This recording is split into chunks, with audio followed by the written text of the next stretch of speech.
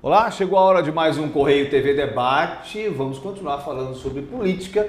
Vamos repercutir, o impeachment, a consolidação do impeachment, a votação no Senado que tirou do poder a presidente Dilma Rousseff, que já estava afastada. Vamos falar também, se der tempo, um pouquinho das eleições municipais. E para conversar sobre esse assunto, eu recebo aqui o Rick Paranhos, jornalista da TV Paranaíba, Rede Record, apresentador do programa Política Cruzada, que vai ao ar sempre aos domingos, às 7h55 da manhã, na TV Paranaíba. E o Leonardo Baldez, que é economista, convidando você, até para a gente falar com esse agora oficializado governo Temer, o que esperar, principalmente do ponto de vista da economia. Aliás, eu queria até começar por aí, para a gente não ficar, acho que agora, passado o impeachment, acabou essa discussão, golpe, não golpe, essa história é muito mais ideológica e política. A questão é o seguinte, com a efetivação do governo Temer, que era até uma justificativa do próprio Temer, de que essa interinidade era desconfortável, a gente realmente pode acreditar que a economia vai melhorar, porque os números, por enquanto, não são bons, Mesmo depois, nesse período de interinidade do Temer, os números continuaram ruins.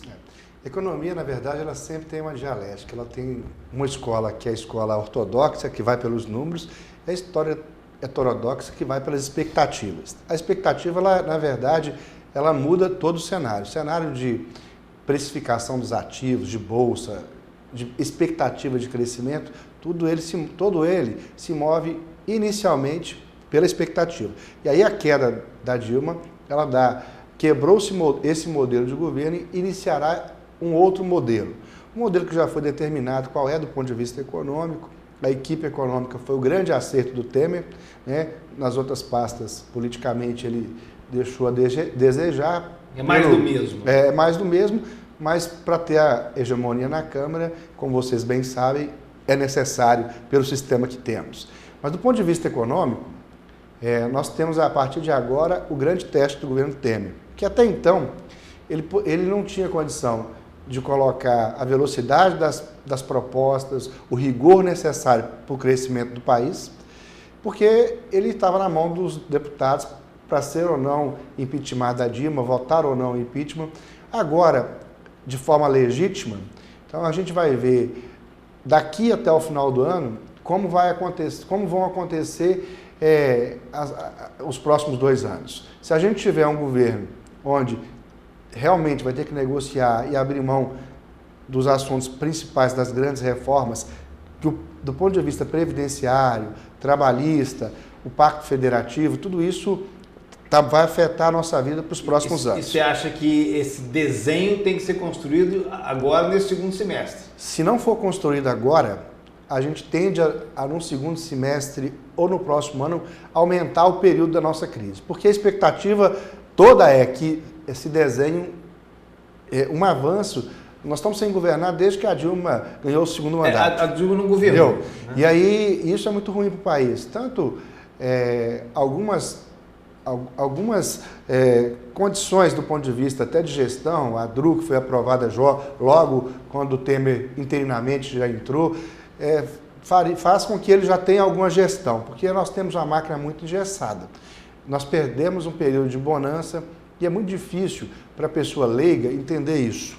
Quando você tem um orçamento da sua casa e você tem lá o seu salário e as suas despesas e você ganha mais do que você gasta, você consegue administrar bem.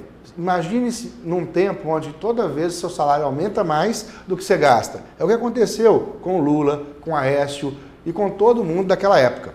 Então, com o Odelma aqui em Uberlândia também.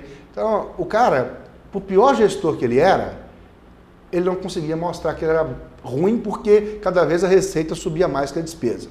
Nós estamos no momento onde até o bom gestor está mal avaliado pela época, porque você tem a despesa muito alta e a inflação está crescente e ela que, na verdade, atualiza a sua despesa, e você tem um país em crise, uma das crises mais graves nos últimos anos. Eu brinco que é uma das mais graves desde 29, porque nós destruímos o sistema produtivo do país, destruímos as médias empresas e o impacto da pequena empresa está sendo agora. Nós estamos com a inflação praticamente acima de 2 dígitos, desemprego acima de 2 dígitos. Então, parece que realmente a gente voltou nos problemas antes de 94, antes da estabilização, né? Só a estabilização que a gente não perdeu ela ainda, e quase que perdemos ela. Não perdemos a um custo altíssimo, né?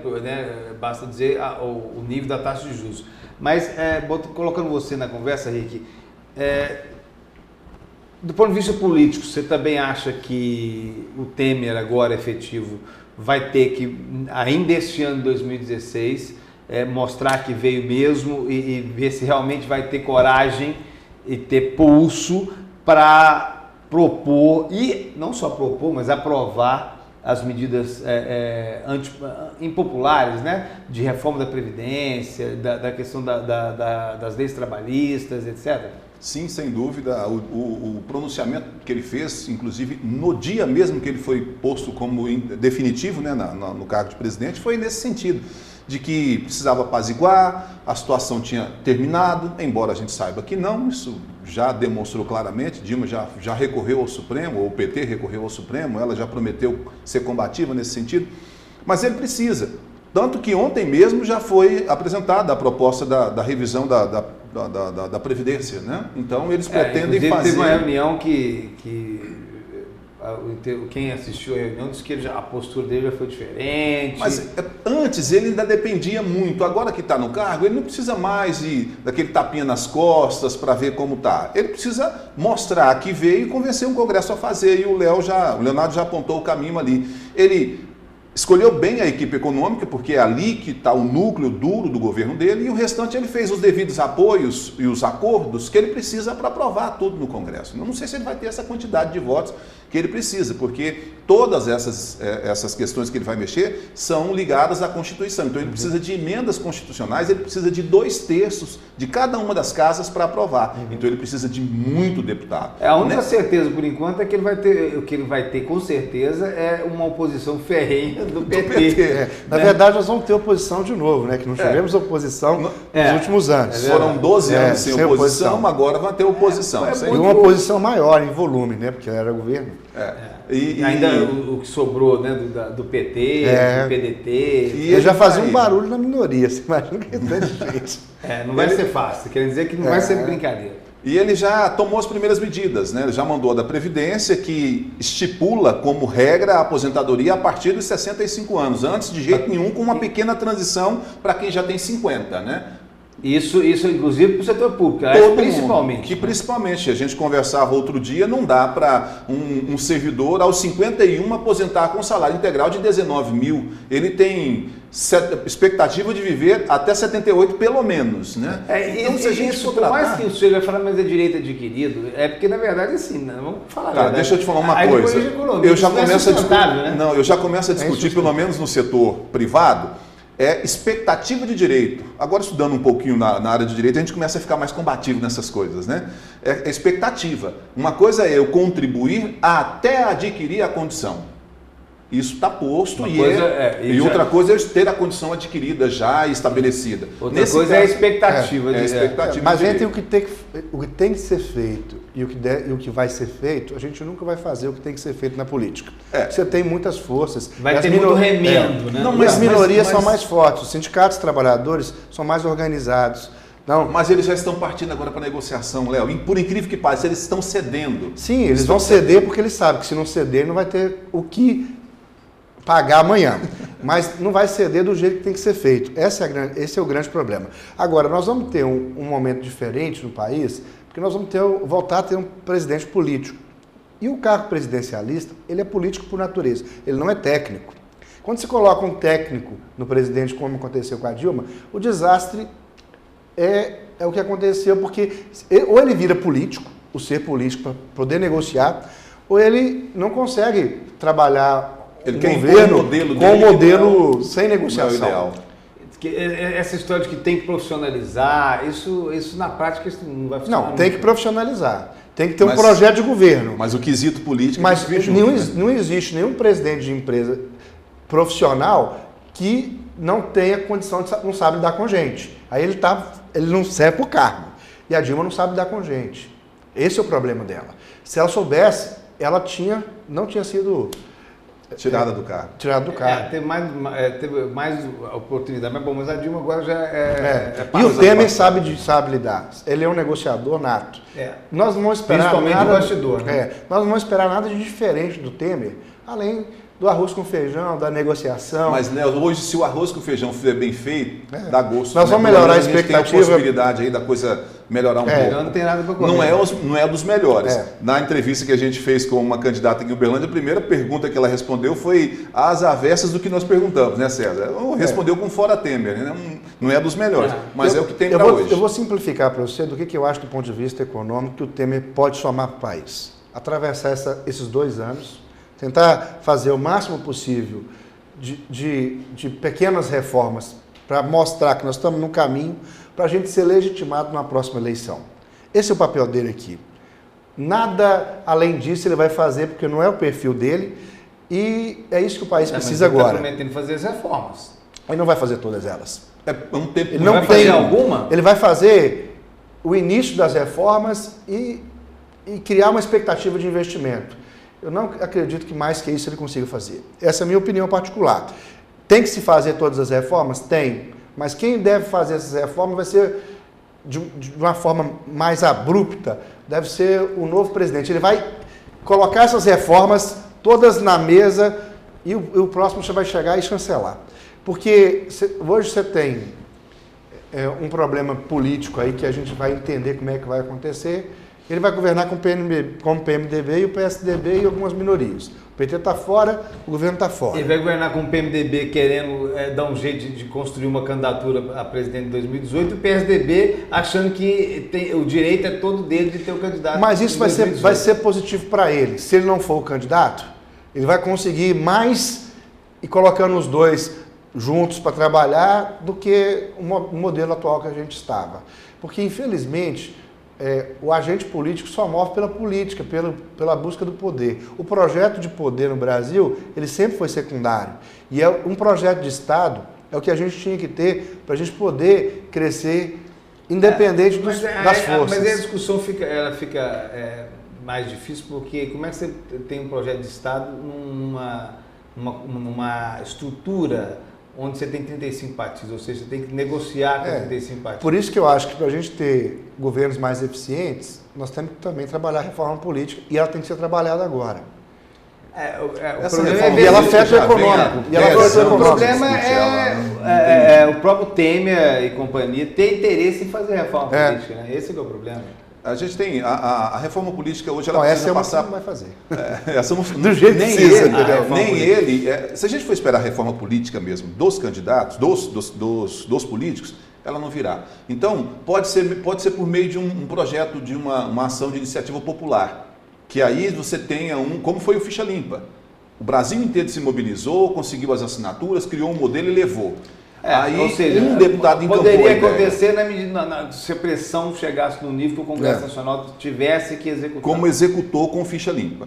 Ficha Limpa foi assim, 1% do que deveria ter sido feito no total. Então, eu não espero, eu não acredito que nem esse, nem o próximo Congresso mas já tem na fazer, fila aí, mas precisa. Na fila já tem aquele projeto do Ministério Público Federal, né, que são iniciativas de combate à corrupção, 10 ações, Sim. né? É um bom modelo, bom modelo, mas não é reforma política.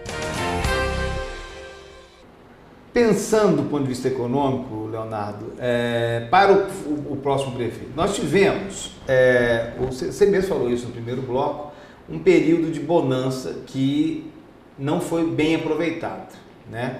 Mas foi um período de bonança. Inclusive, você mesmo disse que todo mundo surfou nessa onda, né? Inclusive, sendo bom ou não, né? Sim. Inclusive o Adelmo nos 2 primeiros mandatos. Exatamente. É claro que, óbvio, que tem que ter competência também, mas aquilo que você falou também, quando tem dinheiro é mais fácil, né?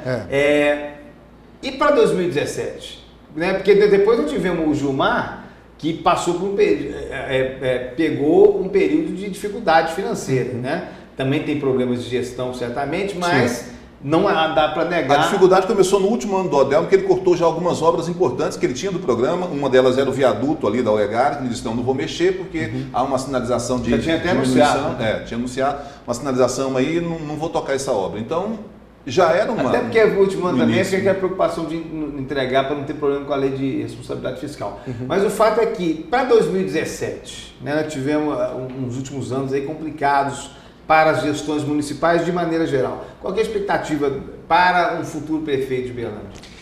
Na verdade, vai ser um governo difícil. O que vai facilitar para o cara que vai entrar é porque está tão ruim e está tão difícil que qualquer melhora pequena vai ser vista como melhora. Então, na realidade, para quem está entrando, esse é o cenário. Agora, de fato, não vai ser um cenário, o Adelmo ou o Alexandre, ou qualquer outro, o Gilmar, ou os outros dois candidatos que ganharem, nenhum deles vai conseguir sentar na cadeira tranquilamente.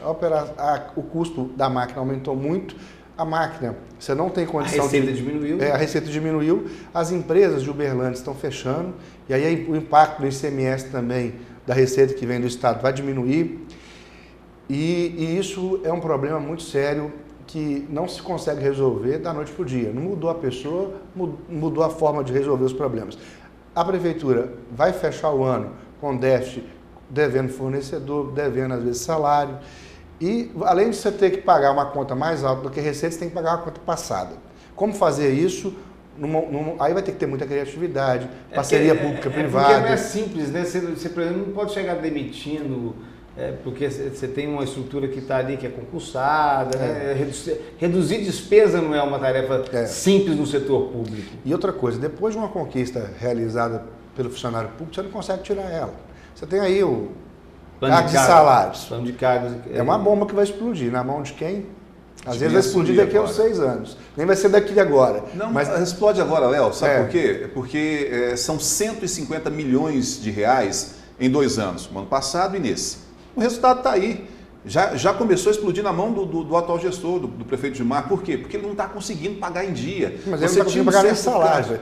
O plano de cargos é para crescer o salário, sim, de acordo com algumas regras. Mas ele já teve uma aplicação imediata. Ele vai aumentar. Tá. Ele já teve uma aplicação imediata agora, porque ele já tinha uma previsão no primeiro ano, uma para o segundo, e assim, não tende a aumentar muito mais do que esse impacto inicial, porque ele planejou para aplicar em 2. Eu até questionei, por que você não planejou isso para aplicar em 4, esse primeiro momento, e depois viriam a progressão natural das pessoas? Não, precisava fazer em 2. Fez, olha aí o tamanho do problema. 150 milhões de reais é o impacto na folha hoje, criado lá naquela data. Qual é o rombo hoje, ou qual é o déficit das contas do município? Pouco mais do que isso. Então já tem sinalizado de onde mais ou menos isso veio. Agora tende a aumentar, porque vai haver a progressão nos anos seguintes? Tende a aumentar mesmo. A não ser que o Adelmo vá lá e revogue, caso ele seja eleito. Né? E o problema fiscal, ele está nas 3 instâncias. Você não tem nenhum ente da federação, nem o federal, nem o estadual, nem o municipal hoje, bem, para poder um ajudar o outro. O federal, com esses pactos federativos... E em Uberlândia, se ganha o Adelmo, não tem nem a vontade política, né? Porque o governador vai ser do PT. Exatamente. Agora, vai ter que negociar. Que o Gilmar está adiantando também. Vai ter que negociar, vai ter que buscar vereador da oposição para poder trabalhar, vai ter que ter um desprendimento, tanto de quem ganhar, seja o Gilmar, seja qualquer um outro, de negociar com a oposição no Estado, no governo federal, e fazer diferente, usar a criatividade. E aí vai conseguir fazer uma gestão melhor e bastante rigor. Rigor nos cargos comissionados, porque... A primeiro momento você vai ter que amparar lá o grupo político, mas não pode fazer a festa que foi feita no passado, porque senão a conta não fecha. Então, esse é um cenário muito ruim da expectativa. Eu aposto que, às vezes, o pessoal às vezes nem vai governar 4 anos. Vão querer buscar outros horizontes aí e utilizar isso aqui de trampolim, porque vai ser mais eficiente do que governar 4 anos. Porque governar desse jeito, 4 anos, o desgaste no 4º ano, independente de quem seja, ele vai ser alto. Porque você vai ter que cortar na própria carne, aumentar o IPTU, aumentar a água, que o Gilmar não conseguiu porque não tinha força política, aumentar imposto. Infelizmente, nós vamos ver isso em todas as esferas. Mas você acredita que isso deve acontecer aqui, Léo? Eu acredito que vai acontecer. Vai acontecer no federal e no federal. Em federal vai acontecer também. E federal e municipal. Do federal, eu aposto em algum tipo de imposto que vai ter um impacto menor. De renda, por exemplo, ganho de capital. Hoje, o sujeito compra um imóvel, normalmente ele já coloca o imóvel num valor menor que o mercado. O brasileiro dá jeitinho para tudo. A prefeitura aceita. A venda é de um jeito, ainda passa na prefeitura de outro. Mas é tanto imposto também que se o sujeito, nesse caso, se não der um jeito... Eu sei, mas assim, qual que é o problema do problema país hoje? O problema nosso do país hoje? O problema do nosso país é o país do jeitinho. Um país sério, não tem jeitinho. Tem que ser de um jeito para todo mundo, entendeu? Exatamente. Só que no país sério, você, por exemplo, tem um imposto lá sobre a movimentação do mercado. Ou seja, você comprou uma bala, é 8% em cima da bala. Se comprou um carro, é 8% em cima do carro. No Brasil, não, né? Você paga imposto sobre imposto sobre imposto. Então, mas assim, o mundo inteiro tem imposto todo quanto é jeito. O nosso, inclusive, não é o mais alto do mundo. Na Europa tem. O problema é que a receita nossa não vem pra gente. Esse é o problema. É que o imposto não é devolvido da forma como a gente merecia. O problema é que a gente paga imposto para ter segurança, saúde e educação e tem que pagar a segurança, a educação, saúde, tudo particular. Mas sendo sem partido algum, do ponto de vista da nossa cidade, tem espaço para crescer. O valor da água que é a nossa é muito mais barato que a outra e o IPTU nosso é muito barato. Isso foi colocado no início do governo Gilmar, não tinha força política. Foi tentado, né? Não tinha força política. Mas com um quesito, Del, gana demais. E aí eu já disse isso nas entrevistas para o prefeito. Ele foi com sede demais. Ele reajuste que seria de entre 600% e 1000% ao final de 4 anos, não passaria nem aqui, nem nenhuma Câmara de município brasileiro. Mas ele não tinha base para provar isso. Naquele momento se ele ganhar, o outro ganhar, vai fazer isso. Porque senão ele não fecha a conta. Nesse percentual, nessa proporção toda... Não vai fechar a conta. Às vezes vai fazer um negócio assim, faz 3 anos. Dobrar, tudo bem. Eu estava falando na época, eu citei como exemplo, um apartamento que eu morava no Santa Mônica que eu tinha, pagava R$170 de IPTU. Tá bom, dobra isso, não tem problema. É um valor justo, sim, mas dobra. Agora, fazer ele sair de 170 para 1.200, não passava de novo, nem aqui. E aí eu fiz a contusão no meu para mostrar. Faltou habilidade política aí. Às vezes, num bairro foi de um jeito, no outro bairro foi de outro jeito. E faltou. Agora, uma coisa é certa, vai subir. Água vai subir e vai subir IPTU em Uberlândia. Vai subir imposto de herança. Vai subir ganho de capital, que eu comecei a falar. O cara que hoje compra um imóvel por 100 e vende por 200, paga 15% disso de ganho de capital. Diferença, né? Da diferença. Isso vai virar 30%. Que normalmente, isso aí não tem impacto muito na massa. Os impostos que a gente chama, que são em cascates, normalmente são na produção. O ICMS é um deles, né? O IPI é um deles, né? O PIS, COFINS. Então, esses impostos, eles tendem a prejudicar mais o mais pobre. Porque quando você compra um litro de leite, e esse litro de leite custa lá R$3 hoje, e daquilo lá, sei lá, R$1 é imposto, como exemplo. Aquele R$1, na renda do RIC vai ser um percentual, na renda do César vai ser um percentual, e na minha renda vai ser outro percentual. Quanto menor a renda, maior o imposto o cara está pagando.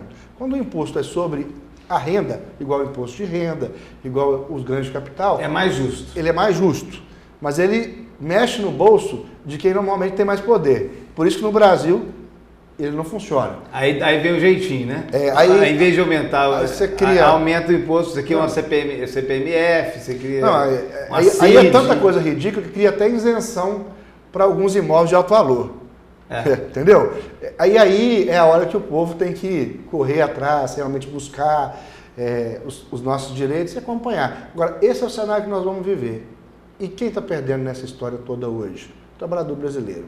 A gente empobreceu muito, mas muito mesmo. E muito rápido, né? E vai empobrecer mais no próximo ano, que infelizmente nós não vamos ter uma melhora de emprego da noite para o dia, de inflação da noite para o dia e de queda de taxa de juros. Porque nós não temos poupança no país para os investimentos. Nós temos só uma linha de crescimento no Brasil, que é de infraestrutura, e nós não temos mais dinheiro do BNDES para essa finalidade, não temos mais dinheiro do Tesouro para essa finalidade, e o nível de poupança brasileiro é muito baixo. E as nossas empresas não estão tendo lucro, porque está bem apertado. Sabe o que quebrou as empresas brasileiras? Foi, na época de bonança, você pegar e indexar algumas despesas, igual o salário mínimo, aí crescia e o cara não conseguia repassar no preço. Aí você pega um primeiro ano, um segundo ano, você consegue. As margens foram cada vez diminuindo mais. No final de 8 anos, uma padaria que tinha que vender, sei lá, 10 mil pães para pagar a conta, para depois ter o lucro, ela tinha que vender 30 mil pães. porque o salário do padeiro aumentou as coisas, e ela não conseguia aumentar o preço do pão porque a competitividade estava muito mais rápida. E a gente não ganhou em produtividade. A gente não deu aumento em cima de produtividade, que é o certo, que se deixa aumentar a economia competitiva. Que se produz, né? A gente deu no canetão, em cima do crescimento do populismo no Brasil, e isso acabou afetando a gente muito. Hoje, a gente tem uma regra que voltou a ter que fazer cotação, porque você tem desvios de preço muito grande, o seu dinheiro hoje vale muito mais. Quem tem 1 milhão hoje vale 2, que a liquidez acabou. Os bancos não emprestam dinheiro para as empresas estão... A inadimplência aumentou porque nós estamos com um cenário pior hoje do que para trás. Porque antes a gente não tinha crédito. Hoje, o sujeito está endividado, a família está endividada. Então, como é que você recomeça endividado? Seu poder de compra diminui ainda mais. E aí você vê umas perversidades na economia. Consignado. É crédito, mas não, é mal orientado. É onde o banco, risco é zero. Agora, no finalzinho do ano passado, aprovaram uma lei que o fundo de garantia, que é o único patrimônio que o cara tem, e os bancos já não estão conseguindo receber o consignado, que o cara não está tendo como pagar e está tendo desempregado, ele pode usar o fundo de garantia como garantia para os bancos. Todo mundo bateu o pau para isso. Isso é um desastre para a família brasileira, para a economia brasileira. Que é uma brecha para aumentar ainda mais o endividamento. E aumentar o endividamento com garantia para o banco, uma garantia sólida, e que a taxa de juros não diminuiu por causa disso. Eu até ia falar para a gente tentar fazer que nem o Jornal Nacional, depois de tanta expectativa negativa, tentar movimentar com alguma coisa positiva, mas infelizmente nosso tempo terminou. Ô Leonardo, obrigado pela presença. Rick, obrigado pela presença mais uma vez aqui. O que eu acho é o seguinte, eu acho que independente de qualquer coisa, a gente tem que ter ainda uma expectativa de que nós vamos passar ainda por um período difícil, mas acreditar que lá na frente uma luz vai aparecer no final do túnel e a gente vai melhorar, mas uma coisa eu garanto, o Correio TV Debate vai continuar discutindo esses assuntos aqui e a gente se vê no próximo programa. Até lá.